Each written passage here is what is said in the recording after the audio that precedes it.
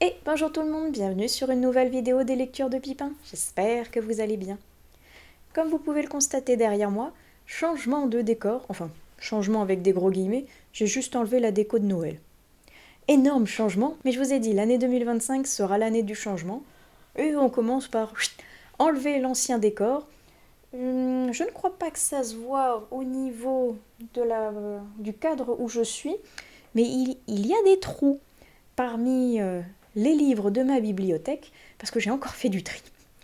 Je vous ai dit, il y a plein de choses, et j'ai envie de me débarrasser de ça au niveau de mon esprit, donc je fais du tri, autant dans les livres que dans plein d'autres choses. Mais est-ce que je suis en train de digresser alors que je viens à peine de commencer cette vidéo? Ouais. Alors c'est pas du tout le sujet de celle-ci. À la base, comme vous l'avez vu dans le titre, je voulais vous parler de lectures qui me font envie pour 2025.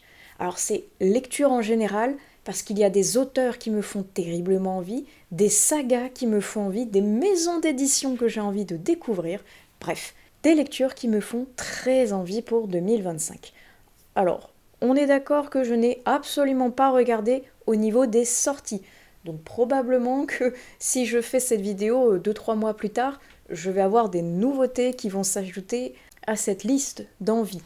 Mais je vous ai déjà préparé 2-3 petites choses au niveau d'auteurs dont je sais qu'il va y avoir un nouvel ouvrage pour 2025, de sagas qui vont certainement s'étoffer, et donc, comme je vous disais, 2 maisons d'édition que j'ai très envie d'aller fouiner un petit peu parmi les ouvrages qu'ils proposent cette année. Alors, regardons ça tout de suite ensemble. Mon nouveau fidèle carnet est là parce que 2025 c'est l'année du changement, mais je préfère quand même avoir un support pour ne rien oublier dans ce que je vais vous dire. Et le premier, il s'agit de Northern. Je vous mets la très jolie couverture juste ici, et je pense que cette couverture, vous l'avez déjà vue passer au moins 2 fois, je pense l'an dernier, parce qu'il n'est toujours pas sorti, et que je l'attends toujours avec autant d'impatience. C'est une BD de Orphéline qui date un petit peu, point de vue que ça doit bien faire... si c'est pas 10 ans, on n'est pas loin, qu'elle doit sortir. Parce que c'était une campagne Ulule à la base qu'elle avait fait, à laquelle je n'avais pas participé, parce que à l'époque je ne connaissais même pas Ulule. Mais en tout cas, quand j'ai commencé à suivre son travail, je suis tombée sous le charme de son design absolument sublime, des histoires incroyables qu'elle raconte, et Northern, j'étais terriblement frustrée, vous pouvez pas savoir à quel point, d'avoir loupé cette fameuse campagne, et de passer donc probablement à côté de quelque chose de grandiose qui aurait pu me plaire. Mais depuis quelques mois maintenant, elle commence à en reparler sur les réseaux parce qu'elle n'avait pas pu s'y atteler correctement au niveau de sa vie professionnelle, de sa vie familiale, de probablement, je crois aussi, de sa santé. Et ça y est, maintenant, elle arrive à se dégager du temps pour pouvoir le sortir. Et elle a annoncé qu'en plus des campagnes Ulule, on pourrait normalement pouvoir l'acheter même si on n'y avait pas participé. Je vous dis pas à quel point cette nouvelle m'a réjouie, et maintenant je lance chacun de ces posts parce que j'ai terriblement envie qu'il sorte et de pouvoir me le procurer. Et je pense qu'il y a beaucoup de personnes qui vont être dans mon cas, donc je vous avouerai que j'ai très peur de ne pas pouvoir l'avoir, ou peut-être au vu des futures commandes qui risquent d'être gigantesques. Je croise fortement les doigts. Et on va passer au prochain livre parce que je viens de vous faire un fil énorme rien que pour un titre. On n'a pas fini sinon, et j'avais proposé que en 2025 le changement serait que je parle moins. On est d'accord que c'est pas gagné pour le moment. Ah oui, en parlant de lectures qui me font très envie pour 2025. Je vais commencer par Northern, mais finalement, je tourne la tête et que vois-je, comme dirait Jack, des livres. Oui. Et des livres que ils me font fortement envie parce que ce sont des livres que j'ai reçus entre Noël et mon anniversaire et qui vont venir s'ajouter à diverses sagas que j'ai en cours et donc qui me font terriblement envie pour 2025. Donc attendez. Avant de repasser à mon petit carnet, on va commencer par ceux-là quand même. Et le premier que j'ai envie de découvrir en 2025, parce que l'auteur et sa plume, je les ai découverts l'an dernier, j'ai adoré. Mais donc, j'ai très envie de continuer l'aventure avec cet auteur, avec Ah oh, le tome 2 des Terres Bannies, Bravoure de John Gwynne. John Gwynne, c'était une excellente découverte de l'an dernier, cet auteur. Et maintenant, je vous avouerai que non seulement j'ai envie de découvrir, on va dire, le tome 2, mais j'ai également envie de découvrir les autres sagas qu'il a fait. Alors, je change de main parce que je vais vous mettre la couverture juste ici. Cette saga, je ne sais pas pourquoi, c'est un petit peu comme Outre-Sable. J'ai un feeling de je vais adorer. Et j'ai fortement envie de mettre le nez dedans, mais je crois qu'il y a déjà au moins 3 tomes. Celle-ci, il y en a 4 ou 5.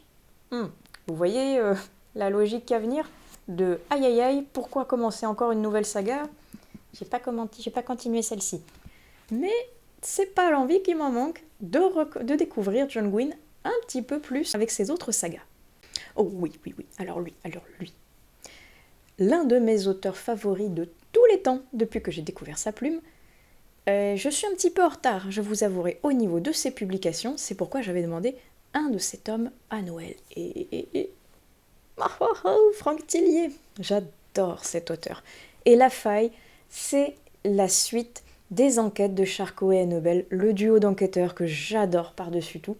Et je n'avais pas encore pu découvrir ce dernier roman. Alors, parce que déjà, il sort en grand format avant le format poche, et que moi, j'attends le format poche, vu que tous les autres, qui sont pas dans le cadre, donc je vous montre du vide, mais qu'importe. Et donc, tous les autres, je vous disais, je les ai en poche, donc il faut que j'attende 1 an, déjà, entre les 2 publications. Et quand il est sorti, je sais pas, je suis passée complètement à travers, à autre chose, sur d'autres lectures. Et il a sorti son nouveau roman, Northerville, un truc comme ça, qui est donc en grand format, que je vais donc attendre également en poche, mais ce qui veut dire que j'en avais de retard. Et lui, j'ai trop envie de retourner dedans. En plus, on va parler de vie, après la mort apparemment. Charcot et Nobel, j'ai hâte, j'ai plus que hâte de le découvrir et également de le mettre fortement dans mon challenge ABC Folard parce que l'an dernier, comme je vous disais, j'ai pas lu un seul Franck Tillier. Honte à moi. Lui aussi. Bon, tous ceux qui sont là, finalement, j'ai tous envie de les lire, sinon je les aurais pas demandés ni à Noël ni à mon anniversaire. Donc j'ai tous fortement envie de les découvrir à Noël. Qu'est-ce que c'est que ce bruit? Je sais pas si on l'entend au niveau du retour son. Il y a un truc qui tape, ça doit être encore Grudge. Le changement, c'est pas pour elle, visiblement, elle a décidé de continuer à squatter. Bref, je parlais de ça. Dans les autres troubles de Sarah Bailey, le premier tome de la série Gemma Woodstock. J'adore cette couverture. Voilà, déjà, c'est les éditions du 38 que je ne connais absolument pas. Donc ça fait doublement partie des choses que je veux découvrir cette année, parce que je ne connais pas l'autrice, je ne connais pas la maison d'édition, je ne connais pas cette plume, mais l'ambiance fait que je pense que je vais aimer. Et je sais pas, j'ai l'impression qu'on va avoir un petit truc à la Patricia Cornwell, je peux complètement me planter quand je vais pouvoir faire la lecture. Mais en tout cas, j'aime bien comment c'est présenté, c'est original. Le papier est super rugueux, il accroche bien, il est très épais.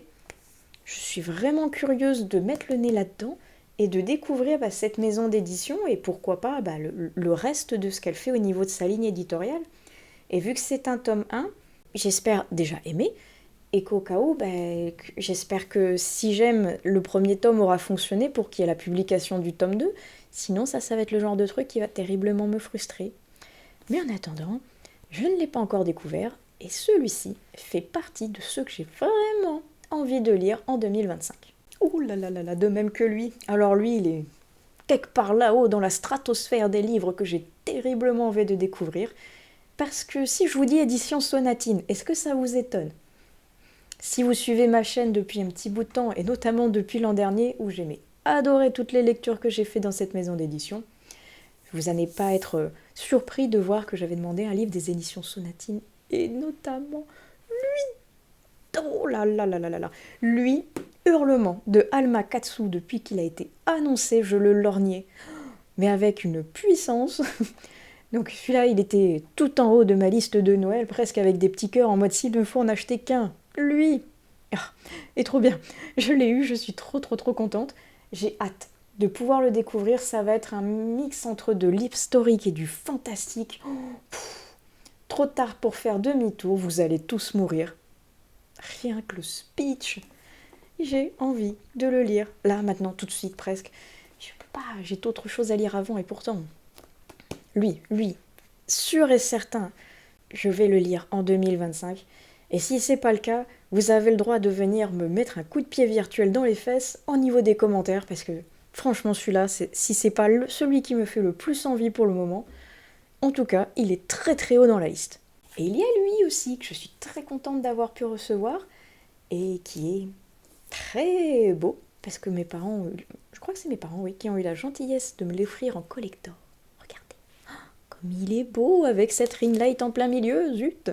Un passé englouti de Avaride avec ce très joli... Oh zut, la ring light. Vous voyez qu'il est encore sous blister, ce qui brille. Et donc, des très jolies feuilles qui volent comme ça avec un vitrail derrière. J'aime beaucoup l'ambiance un petit peu manoir gothique qui se dégage de cette couverture en tout cas. J'ai très hâte de le découvrir, même si je pense que celui-ci...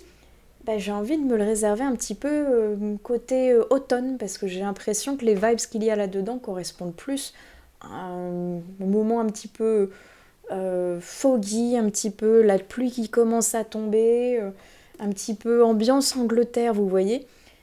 J'ai très envie de le découvrir, mais par contre, là j'ai l'impression que rien ne le montre, mais j'ai cru voir que c'était un tome 1. Oh...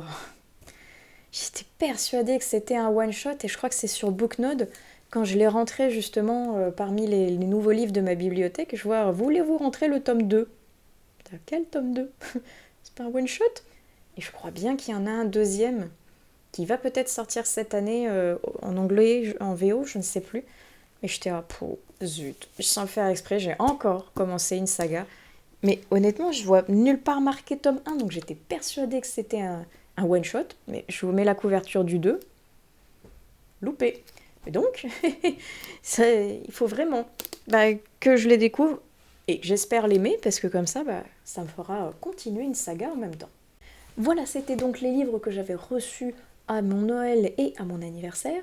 Donc merci à toutes les personnes qui me les ont offerts. Je suis ravie de pouvoir exploser une fois de plus ma bibliothèque, mais avec des lectures qui me font toutes plus envie les unes que les autres. Et si je reprends Franck Tillier, j'ai très envie donc de lire La Faille, mais j'ai également très envie de lire aussi Norfairville, je crois que c'est, et qui est sorti l'an dernier en gros format, comme je vous disais.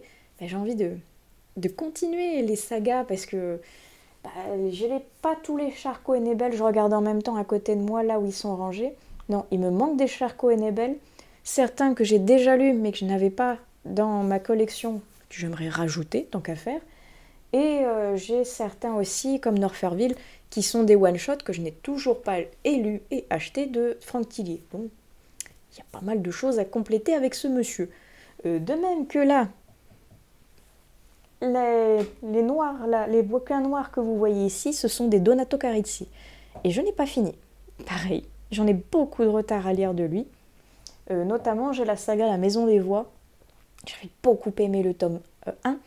J'ai le tome 2. Le tome 3 est sorti en poche, si je ne me trompe pas. Donc, il me manque le tome 3. Mais il faut déjà que je lise le tome 2, accessoirement parlant. Et que je lise ceux qui me manquent également dans ma collection. Et j'en ai plein de retard de lui aussi, alors que c'est un auteur que j'adore et qui, chaque année, il écrit 1 voire 2 romans. Il est temps que je comble mon retard et que je sois à jour pour les auteurs que j'admire finalement. Ah oui, en parlant d'auteurs que j'admire et que je suis énormément en retard, j'avais mis Stephen King. Ah oui, là on est en retard en majuscule souligné police 43, il n'y a pas de souci, j'en ai plein. J'ai toujours Billy Summers que je vois là, que je n'ai toujours pas lu, alors que ça fait un bout de temps maintenant que je l'ai dans ma palle. Et je compte pas tous les Stephen King que je n'ai pas finalement. Entre ceux que ma mère m'a prêtés, ceux que j'avais pris à la médiathèque, ceux qui ont disparu dans un quelconque déménagement, il m'en manque plein. Et il est temps que je me remette à lire du Stephen King, parce que je trouve que l'an dernier, j'en ai pas lu assez. Et notamment, il a sorti au niveau des jeunesses quelque chose, j'ai perdu le titre, donc je vous mettrai la couverture si je la retrouve, mais qui m'intéresse beaucoup. Et chaque année, il en publie des nouveaux, tant au niveau horrifique que fantastique. J'ai envie de replonger dans du Stephen King parce que j'ai beaucoup de retard et j'ai envie de le combler, même si lui, il est gigantesque. Est-ce que vous voyez cette saga-là qui est derrière moi, qui s'appelle Daevabad, dont le tome 1 est La Cité de laiton? Oh que lui, j'ai envie de le découvrir. Alors le tome 1, oui, pourquoi pas tous d'un coup, même si ce sont tous des pâtes à pauvres, donc j'ai l'espoir de moi lire le tome 1 en 2025, vu que j'ai échoué à le lire en 2024, mais en tout cas, cette série fait vraiment partie, pareil, on va dire, du top 10 des livres que j'ai envie de découvrir, pour plusieurs raisons. La futile, il est beau. La statistique, ça fait très longtemps, enfin ça fait plus d'un an maintenant qu'il est dans ma palle. C'est dommage quoi. Double statistique, il y en a 4 quand même qu'il faudrait que je lise. Et je pense que ce qu'il y a à l'intérieur va me plaire. Au niveau de cette fantaisie orientale assez complexe avec des intrigues de cour, avec des complots, des combats et du fantastique derrière, c'est tout ce que j'aime. Je pense que le combo gagnant est là. Je n'ai plus qu'à le sortir pour le découvrir. Ah oui, je lis mes notes et en parlant de patapouf joli que j'ai toujours pas lu. Oui, ils sont toujours derrière ma tête. Je vais parler de J. Christophe. Nevernight, j'ai toujours le tome 2 et le tome 3 à lire. Et l'Empire du Vampire, j'ai lu le tome 1, il me reste le 2, l'Empire des damnés à lire. Et je crois que j'ai vu récemment que le tome 3 allait sortir fin d'année 2025. Alors autant vous dire que vu la taille du pavé du tome 2, c'est clairement pas une saga sur laquelle il faut que je prenne du retard parce que je sens que l'autre tome va être immense lui aussi et que je vais jamais réussir à les sortir. Alors franchement, cette année, si c'est pas Nevernight, il faut que ce soit l'Empire des damnés, mais en tout cas, il faut que j'en lise une des deux, il faut que je les avance, pourquoi pas les deux, ce serait fabuleux, parce que j'adore la plume de cet auteur. Il faut que je sorte du J. Christophe cette année. Je crois que je mets que des auteurs à pavé en fait. Parce que là, le prochain nom que j'aimerais beaucoup découvrir, qu'est-ce qu'il fait en dessous de 900 pages? Je sais pas, parce que j'aimerais beaucoup découvrir la plume et les univers incroyables de Brandon Sanderson. Alors je sais que je m'attaque là à un pilier du fantasy fantastique et de la SF, qui donc comme je vous dis, il fait des pavasses de la mort, mais je sais pas. C'est pareil, ça a l'air très complexe suivant lequel je voudrais lire, parce qu'apparemment en plus, il y a un ordre vraiment précis pour pas être perdu, mais il y a beaucoup de ces ouvrages qui me tentent énormément. Il y a celui avec, je crois que c'est les archives de Rorschach, qui a l'air très chouette. Il y en a un qui se passe dans l'espace avec Skyward quelque chose, qui a l'air très chouette aussi. J'ai cru en voir un avec des samouraïs. Bref, je pense que je n'ai que l'embarras du choix pour découvrir Brandon Sanderson. En plus, il a fait des one-shots entre-temps qui ont l'air géniaux également. Mais donc, c'est tous des pavés. Et j'avoue que je ne sais pas du tout par quoi commencer pour rentrer dans l'univers de l'auteur et pour apprécier la plume. Donc si jamais vous avez lu un Brandon Sanderson et que ça vous a plu, n'hésitez pas à utiliser les commentaires pour me dire par quelle saga commencer pour pas être perdu et pour vraiment m'imprégner de l'univers de l'auteur qui a l'air vraiment incroyable.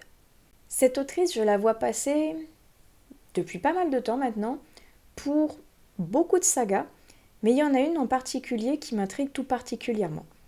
J'ai envie de découvrir Anatrice avec la Guilde des Ombres. Est-ce que c'est un pavé là aussi? Oui. J'ai un problème avec les pavés, j'ai l'impression. Ou alors, pourquoi je n'aime que les auteurs qui écrivent des grandes choses? C'est super chouette parce que ça permet d'avoir un univers très riche, d'être plongé longtemps dans cet univers justement.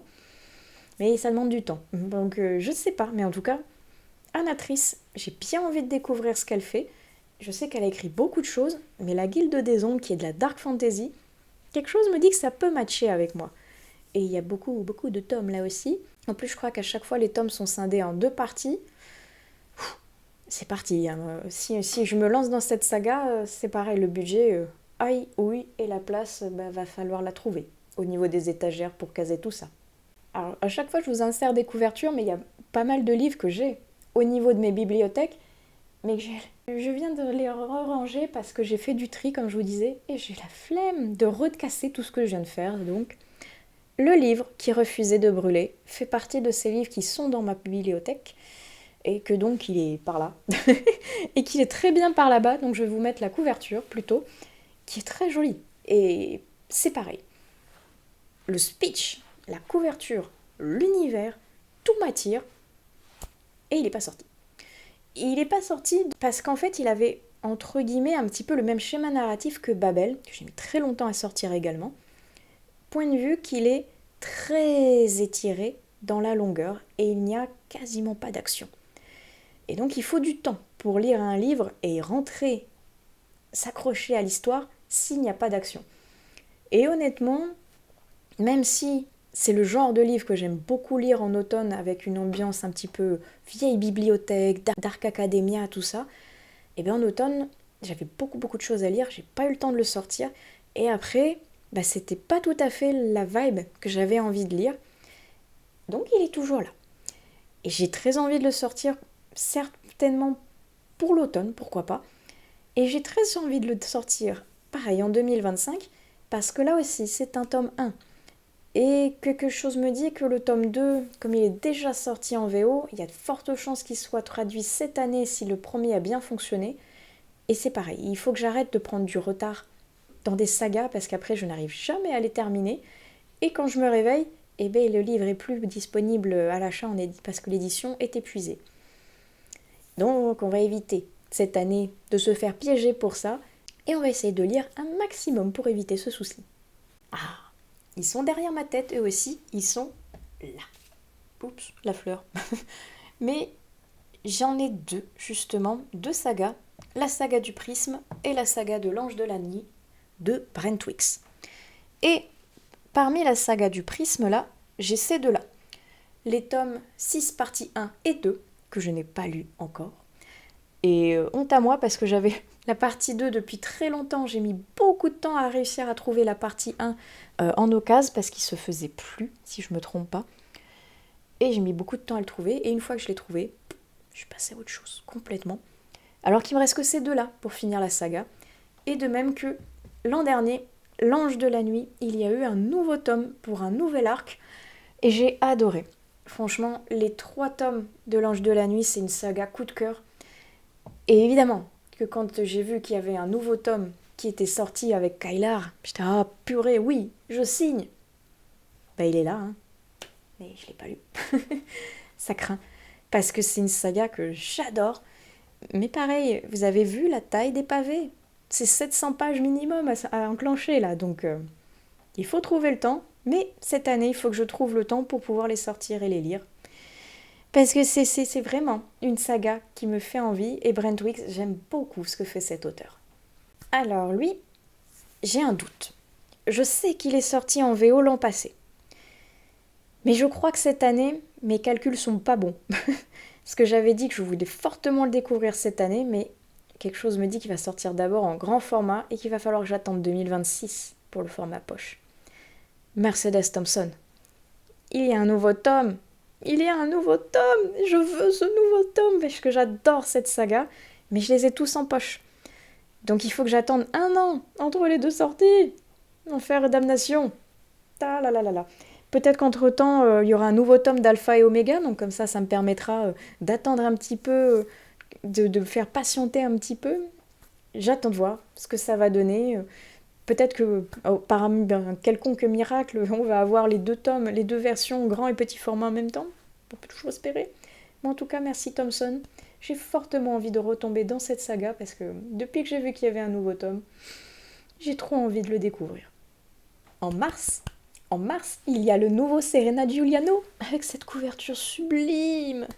J'adore ce que fait Serena Giuliano. Chaque année, j'attends avec impatience son nouveau tome. Cette année, ça y est, il est sorti, la date est annoncée. Je n'ai qu'une hâte maintenant, c'est le mois de mars. Parce que j'ai envie de le lire, j'ai envie de le découvrir. Ça va être très chouette, je pense. J'ai l'impression qu'on va retrouver encore certains personnages que j'aimais beaucoup par le passé. J'ai hâte de me replonger dans les aventures de Serena Giuliano. J'adore ce que fait cette autrice. Et l'an passé, j'ai découvert sa dernière sortie en audio. Et c'était l'autrice elle-même qui racontait l'histoire. C'était vraiment super chouette. Je ne sais pas encore cette année si je vais le découvrir en audio ou en papier, mais en tout cas c'est sûr que j'ai envie de découvrir son nouvel ouvrage. Ce tome-ci, 2 ans peut-être qu'il est dans ma palle, un peu plus, j'ai honte, parce qu'il me fait très envie, L'ombre du savoir perdu. C'est le tome 1, et je n'ai acheté que le tome 1, en me disant dans un élan de subtilité et de logique, je n'achète que le tome 1, parce que si je n'aime pas, je ne vais pas acheter les autres. C'est très bien. Mais j'ai toujours pas lu le tome 1. Donc il va falloir que je me bouge, parce que si j'aime, le problème que j'avais tout à l'heure d'arrêt d'édition, il faudrait pas qu'il me pendonne, parce que franchement, ça m'embêterait vu que c'est une trilogie. J'ai envie. Et je sais pas, c'est pareil. Il y a un feeling qui fait que je sens que je vais aimer ça. Et pourtant, j'y vais pas. J'ai trop de choses à lire et je vous avouerai qu'en 2025, j'ai envie d'aller spontanément vers les livres vers lesquels j'ai envie de lire le plus par rapport à d'autres. Je sais pas si c'est très français ce que je viens de dire, mais vous voyez un petit peu l'idée. Et celui-ci en fait partie. Et comme je vous dis, il y a encore 2 autres tomes derrière, donc si jamais il me plaît, il y aura encore de la matière à découvrir. Oh, oui. Celui-ci, j'y ai pensé parce que je suis en train de lire la BD que j'adore, mais qui est tirée du roman que je n'ai toujours pas lu, et honte à moi, c'est un pilier de la SF, La Horde du Contrevent, de Alain Damasio. J'ai tellement envie de le découvrir parce que la BD, j'adore. C'est bourrin, c'est excessivement punchy, avec un univers aride, un univers violent, qui est très... tous les éléments sont contre eux. Ça a l'air génial, passionnant, avec des personnages bruts de décoffrage. Et la BD, pour moi, est un chef-d'œuvre, mais je n'ai pas d'élément de comparaison avec le roman. Donc j'espère pouvoir lire le roman cette année, parce qu'en tout cas, la BD, moi, je la trouve fabuleuse. Je sais que cette autrice, normalement, si tout se passe bien, va sortir un roman en 2025. Et j'ai déjà tous ses autres romans. Donc évidemment que j'attends celui-ci avec la plus grande des impatiences. Je veux parler de la seule et de l'unique Tina Muir. Oui. Elle prépare un nouveau roman et au vu du pitch, je pense que ça pourrait me plaire. J'ai très hâte, franchement, de découvrir son nouvel ouvrage et n'hésitez pas à aller voir sur les réseaux parce que je ne vais pas vous spoiler de ce dont ça parle. Je vous laisse découvrir ça tout seul, comme des grands, en allant voir notamment sur Instagram. J'ai hâte. Et j'espère vraiment que ça va pouvoir sortir en 2025. Je croise les doigts pour elle, parce qu'en tout cas, je fais déjà partie des futurs lecteurs, parce que j'ai trop envie de découvrir ce qu'elle va nous concocter. Cette autrice, je ne l'ai encore jamais découverte, de même que les 3 qui arrivent, là, je les ai encore jamais lus, mais dont 2, ça fait très longtemps que j'ai envie de les découvrir. Melissa d'Acosta. L'an dernier est sorti Les femmes du bout du monde, et je sais pas, j'ai l'impression que ce titre pourrait me plaire, peut-être parce qu'il se passe en Nouvelle-Zélande et que c'est un pays où je rêve d'aller. Franchement, il est vraiment très très haut sur la liste des pays que j'ai envie de découvrir. Et au niveau de l'histoire, avec ces femmes, je pense que ça pourrait me plaire. Et j'ai très envie de découvrir la plume de cette autrice avec ce roman-là. Donc pareil, si jamais vous l'avez lu, n'hésitez pas déjà à me dire si vous avez lu Les femmes du bout du monde, est-ce qu'il est bien ? Et sinon, quels autres livres de l'autrice vous ont plu ? Comme ça, j'irai voir parmi les titres qui reviennent le plus, vers lesquels je pourrais me tourner, qui pourraient me plaire. Et l'autre autrice dont je vous parlais juste avant, que j'ai très envie de découvrir depuis longtemps, c'est Agnès Martin-Lugan. Ça fait des années que je dis, il faut que je trouve le temps et le titre qui me convient pour découvrir cette autrice, mais ce moment n'est toujours pas arrivé, et pourtant j'aimerais bien qu'il arrive en 2025, parce qu'il y avait La Datcha, que j'ai très envie de découvrir. Son dernier roman, je crois, qui est sorti l'an dernier, donc j'ai perdu le nom, donc je vous mets la couverture juste ici pour pouvoir m'épauler dans ma perte de mémoire. Et c'est le genre d'autrice qui sort un livre par an. Donc il y a de fortes chances qu'en 2025, il y en ait un nouveau. Est-ce que c'est celui-ci que je vais découvrir ou est-ce que c'est un de ses titres précédents ? Je ne sais pas, mais en tout cas, j'aimerais beaucoup découvrir ce qu'elle fait. Et là, dans un tout autre registre, j'aimerais beaucoup découvrir Frida McFadden. Alors cette autrice, je pense que beaucoup de monde en a entendu parler avec la saga de la femme de ménage. Elle m'intrigue, mais c'est pas celle où j'ai le plus envie d'aller spontanément. J'ai très envie plutôt de découvrir la psy. Parce que ça a l'air d'être beaucoup plus psychologique, moi j'adore ça. Et j'ai vraiment envie de découvrir non seulement la plume, mais surtout celui-ci, ce titre. Je sais pas pourquoi, je pense qu'il va vraiment me plaire. Plutôt que la femme de ménage où j'ai l'impression qu'il y a une hype tellement énorme derrière que j'ai peur d'être déçue par rapport aux attentes que tout le monde en a eu de ce roman en fait. Mais la psy, peut-être que celui-ci, ça va le faire. Et pour terminer, je vous avais parlé au début de vidéo qu'il y a des maisons d'édition que j'ai envie soit de découvrir, soit que j'ai découvert l'an dernier et que j'ai envie d'approfondir mes lectures parce que j'aime beaucoup leur style éditorial. Alors en premier lieu, je vous en avais parlé dans la vidéo des bonnes résolutions et j'ai très envie de découvrir la maison d'édition Hurlevent. Parce qu'ils font des ouvrages qui ont l'air de changer de l'ordinaire. Déjà au niveau du style graphique de leurs publications, elles sont toutes très simples, très jolies et on a l'air de tourner beaucoup autour de l'historique qui est un genre que j'aime de plus en plus et que j'ai fortement envie d'appuyer ma découverte encore plus en 2025.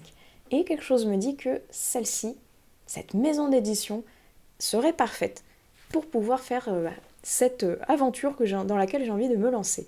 Et j'entends mais que de très bons échos au niveau des retours, tant donc de côté publication, donc objet livre, que des histoires que la maison d'édition propose. Alors j'ai envie de découvrir ça par moi-même. J'ai déjà quelques petites idées de titres vers lesquels j'ai envie de m'orienter, à voir si vers laquelle je vais me tourner définitivement pour commencer mon aventure. Alors la maison d'édition Le Chat Noir, c'est pas une découverte en soi parce que je connais déjà la maison d'édition, j'ai déjà des livres de chez eux, mais j'ai très envie d'aller plus loin. Parce que finalement, je lis 1 ou 2 livres de cette maison d'édition par an, si je ne me trompe pas, alors qu'il y a tellement de choses chouettes qu'ils proposent que j'ai envie d'en lire beaucoup plus. Alors, il faut que je creuse, il faut que je vois s'il y en a qui sont disponibles également à ma médiathèque ou en audiobook, parce que sinon au niveau budget, aïe aïe aïe, hein, parce que comme je vous dis, il y en a vraiment beaucoup qui m'intéressent à l'intérieur. Et j'ai notamment celui-ci qui me vient en tête tout particulièrement, parce que c'est l'une des dernières sorties, Sous un carré d'immortel, qui m'intrigue tout particulièrement. Il y en a d'autres qui me font très envie dans cette ME, mais en tout cas j'ai envie de continuer l'aventure avec eux et d'aller donc approfondir leur ligne éditoriale parmi tous les titres qui m'attirent terriblement. La maison d'édition City également, parce que je l'avais découverte il y a quelques temps et j'ai vraiment adoré ce qu'ils faisaient, notamment avec la sortie de Enquête et Charleston que j'ai adoré. Alors déjà, s'il y a un tome 2, youpi, j'irai la découvrir avec grand plaisir, mais il y a d'autres livres qui me font envie, notamment celui-ci, dont la très jolie couverture certes est un argument qui fait que j'ai envie d'aller dedans, mais parce que ça se passe à Dublin, parce que ça va parler de livres, parce que ça va parler de mystère, ça a l'air très chouette, et j'ai envie d'aller un peu plus fouiller dans ce que propose cette maison d'édition au niveau des sorties, et pourquoi pas le faire cette année.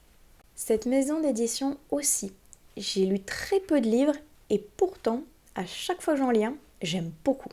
Faubourg Marigny. Waouh! La dernière lecture que j'ai eue d'eux, je vous la mets juste ici, c'est La mystérieuse bibliothèque de Blackwood Abbey. Tout ça, le titre. Mais qu'est-ce que c'était chouette! Et j'ai découvert avec la plume de Esther Fox. Très très chouette. J'ai beaucoup aimé. J'ai vu qu'un nouvel ouvrage d'Esther Fox allait sortir chez Faubourg Marigny, je crois bien. Et j'ai l'impression qu'il y a beaucoup de publications que je ne connais absolument pas chez eux et qui pourtant pourraient beaucoup me plaire. Je vais vous mettre peut-être un panel de 2-3 couvertures de livres qui m'avaient intrigué l'an passé. Je n'ai pas pu encore découvrir, mais qui me font fortement envie. Et j'ai bien envie de fouiller un petit peu plus, mettre mon nez dans les publications qu'ils font cette année, parce que je pense qu'il y a beaucoup de titres qui pourraient me plaire. Et la dernière, Buchet-Chastel. Je ne connais pas bien cette maison d'édition, mais Stéphanie de la chaîne Piketty Bookin en parle beaucoup. Donc j'avoue que ça me donne envie d'aller mettre mon nez un petit peu plus loin dedans, parce que je pense que là aussi, quelques ouvrages pourraient réussir à me convenir.